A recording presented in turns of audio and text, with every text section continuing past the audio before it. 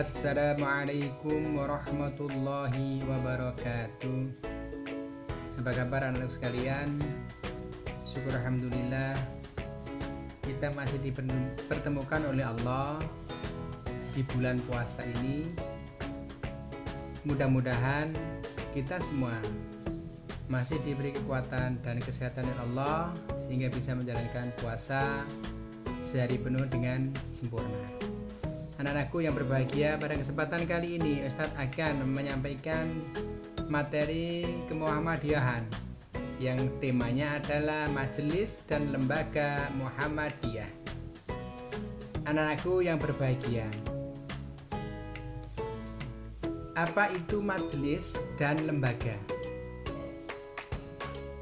Yang pertama,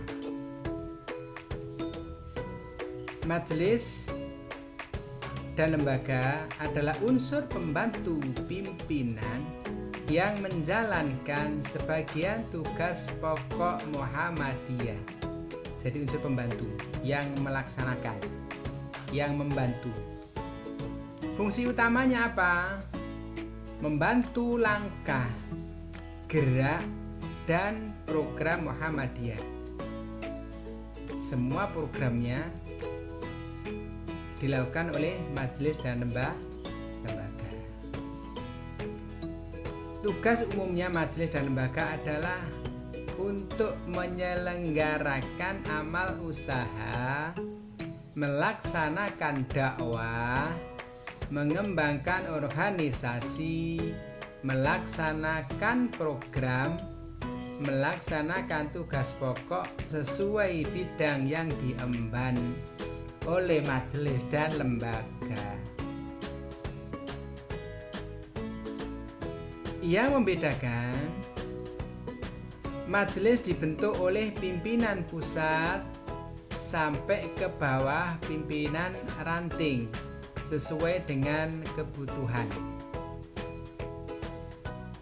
Kalau lembaga dibentuk oleh pimpinan pusat hanya sampai kepada pimpinan daerah sesuai kebutuhan dengan persetujuan pimpinan Muhammadiyah di atasnya. Kalau pimpinan daerah, otomatis yang menyetujui adalah pimpinan wilayah. Kalau pimpinan wilayah, yang menyetujui adalah pimpinan pusat Muhammadiyah. Anak-anakku yang berbahagia, selanjutnya adalah mengenal struktur organisasi Muhammadiyah. Anak-anakku yang berbahagia, organisasi Muhammadiyah itu dibedakan menjadi 3. Yang pertama adalah jaringan kelembagaan Muhammadiyah. Apa saja yang ada di kelembagaan itu? 1. Ada pimpinan pusat yang dikenal dengan PP. Ada pimpinan wilayah yang dikenal dengan PW. Lokasinya, letaknya, kedudukannya ada di ibu kota provinsi. Kemudian yang ketiga adalah pimpinan daerah. Pimpinan daerah itu ada di mana letaknya? Kedudukannya adalah di kota atau di kabupaten. Yang keempat adalah pimpinan cabang. Kedudukannya ada di mana? Di tingkat kecamatan. Kemudian pimpinan ranting, kedudukannya ada di tingkat kelurahan atau desa. Yang terakhir adalah Jamaah Muhammadiyah. Itu kedudukannya ada di mana? Di masjid. Yang nomor 2 adalah pembantu pimpinan persyarikatan. Pembantu pimpinan persyarikatan itu dibagi menjadi 2. Yang pertama adalah majelis, yang kedua adalah lembaga. Yang tadi sudah disampaikan, majelis dan lembaga adalah unsur pembantu. Nah, majelis pada tahun Muktamar tahun 2010 sampai 2015 itu majelisnya ada 13. Apa saja itu? Yang pertama adalah majelis tarjih dan tajdid. Tugasnya adalah menyeleksi atau menyaring kembali hukum Islam yang sudah berjalan, kemudian diperbarui disesuaikan dengan perkembangan zaman. Yang nomor 2 adalah Majelis Tabligh. Tugasnya apa Majelis Tabligh? Yaitu memimpin pelaksanaan dakwah Islamiyah di bidang tabligh secara terencana. Yang ketiga adalah pendidikan. Majelis Pendidikan Tinggi disingkat dengan Dikti. Apa tugasnya Majelis Dikti? Tugasnya adalah untuk mengelola pendidikan tingkat tinggi yang akan melahirkan intelektual muslim. Yang nomor 4 adalah Majelis Pendidikan Dasar dan Menengah, atau dikenal dengan sebutan Majelis Dikdasmen, yaitu badan pembantu pimpinan Muhammadiyah yang diberi mandat untuk mengelola program pendidikan dasar dan menengah. Itu namanya Majelis Dikdasmen. Yang berikutnya adalah Majelis Pendidikan Kader, ini yang mengurusi pengkaderan. Yang berikutnya adalah Majelis Pelayanan Sosial. Selanjutnya adalah Majelis Ekonomi dan Kewirausahaan, disingkat dengan MEK, yang mengurusi ekonomi Persyarikatan Muhammadiyah. Kemudian ada MPM, yaitu Majelis Pemberdayaan Masyarakat. Yang berikutnya adalah Majelis Pembina Kesehatan Umum MPKU. Ini yang tugasnya adalah MPKU ini adalah untuk meningkatkan kesehatan warga Muhammadiyah. Jadi untuk meningkatkan derajat kesehatan warga Muhammadiyah itu adalah MPKU, sehingga banyak dikenal.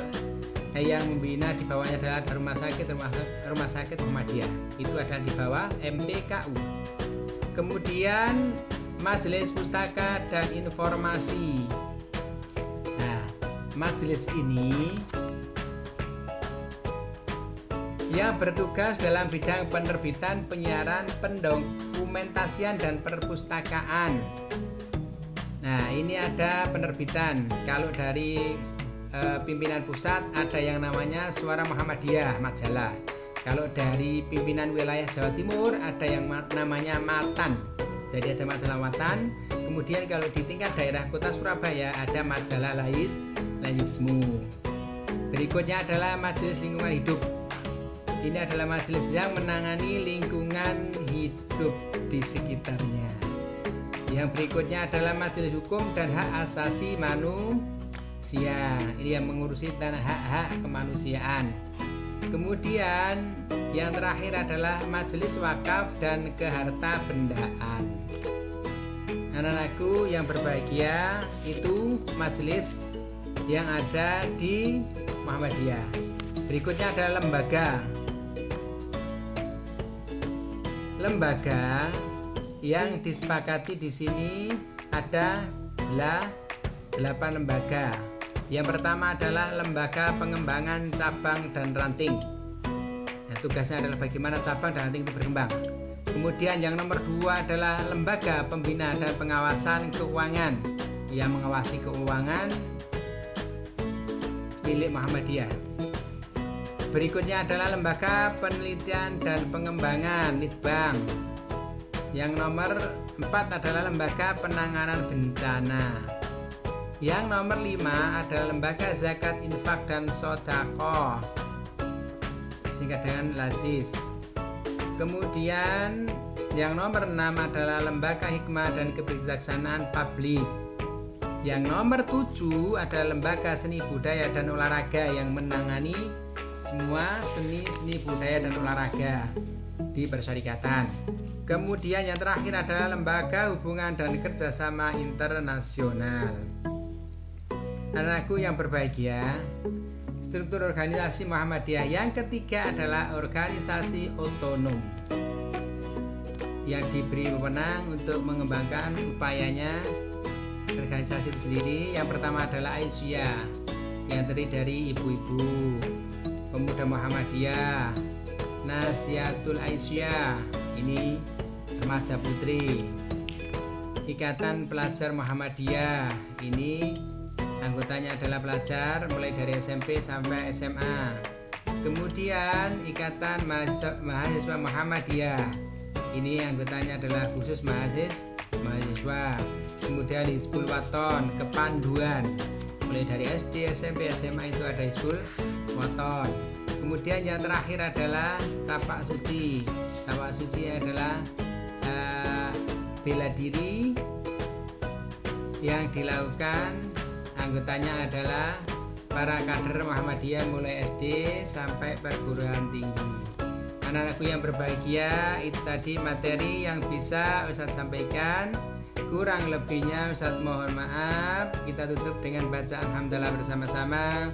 Alhamdulillahirabbil alamin.